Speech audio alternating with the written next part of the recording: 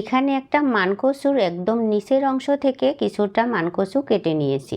এরকম একটা গ্রেটারের সাহায্যে কচুগুলো গ্রেট করে নিতে হবে। প্রথমেই দিয়ে দিচ্ছি হাফ চামচ পরিমাণ হলুদের গুঁড়ি, সামান্য একটু মরিচের গুঁড়ি, স্বাদ মতো লবণ, শুকনো আতপ চালের গুঁড়ি। তারপরে দিয়ে দিচ্ছি পেঁয়াজ রসুন কুচি।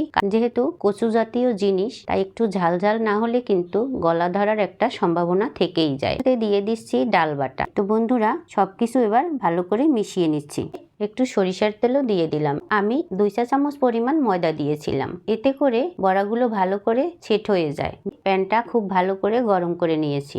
পরিমাণ মতো তেল দিয়ে দিলাম। এবার অল্প অল্প হাতের করে মিশ্রণ নিয়ে গোল গোল করে এভাবে বড়ার শেপে দিয়ে দিচ্ছি। তারপরে একটা ঢাকা দিয়ে কিছুক্ষণ রেখে দেওয়ার পরে দেখুন বড়াগুলো একটা সাইড হয়ে গেছে, আমি উল্টে দিয়েছি।